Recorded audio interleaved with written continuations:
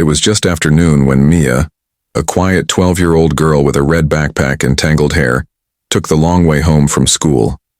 The road ran beside the edge of the old construction site, a place most kids avoided.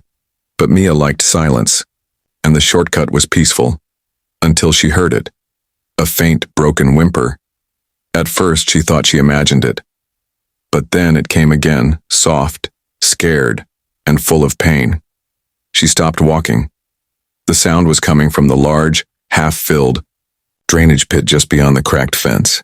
Mia climbed the fence slowly, careful not to tear her clothes. What she saw made her stomach twist.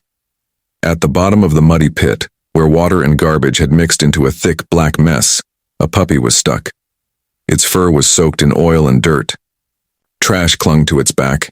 It tried to move but slipped again and again. The walls of the pit were too steep, too smooth, and too high. There was no way out. Mia looked around. Cars passed on the far road, but no one else seemed to notice. Or, "Carrie, hello?" she called out. "Someone, there's a dog down here." But no one answered. She pulled out her phone. No signal, no apps, no credit. Just a cracked screen and a battery already low. The dog barked once, weak, scared. Its eyes met hers for a moment.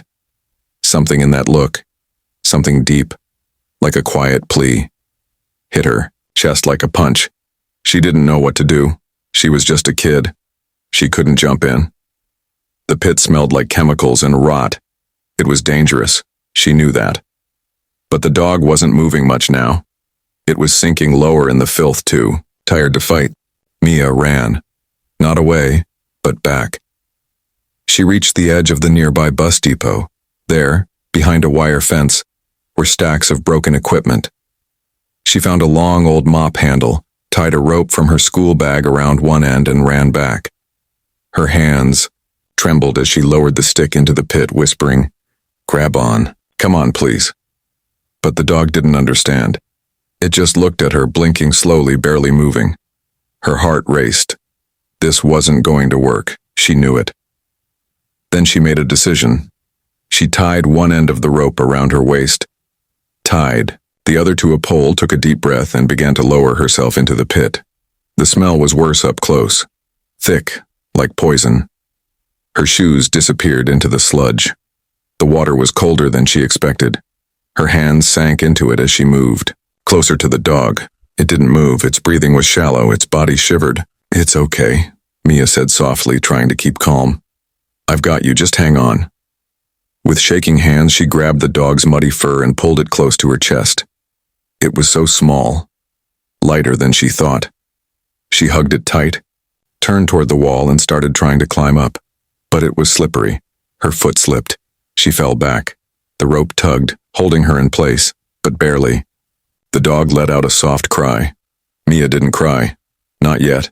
She just tried again. One foot, one hand, one small push at a time.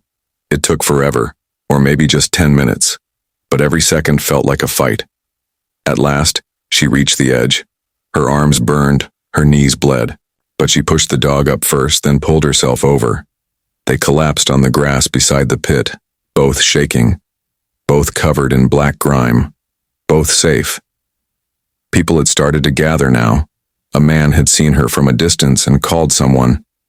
Soon an older woman came over with a blanket and a bottle of water. "What were you thinking?" she asked, half shocked, half amazed. Mia looked at the puppy curled against her. Its eyes were closed, but its chest was rising, breathing, alive. "He needed help," she said quietly, and no one else did anything. An animal rescue team arrived half an hour later. They took the dog to the vet, and Mia went with them. Her mother was called. She was scared, yes, but proud too. The vet said the dog was dehydrated, sick, and full of garbage water, but he would survive. The story made it to the local news. Girl risks her life to save dying puppy from drainage. Pit. There were photos, a video from someone's phone. Hundreds of people shared it online. But Mia didn't care about fame. She only cared about the dog. She named him Shadow, because he had followed her even in the darkest moment. He was quiet, shy, and took weeks to trust again. But when he finally wagged his tail at her and licked her hand for the first time, Mia knew it was worth everything. Sometimes a little act changes more than one life. Mia didn't just save a dog. She found a friend, a quiet bond, a piece of light in a tired world. And Shadow? He never let her out of his sight again.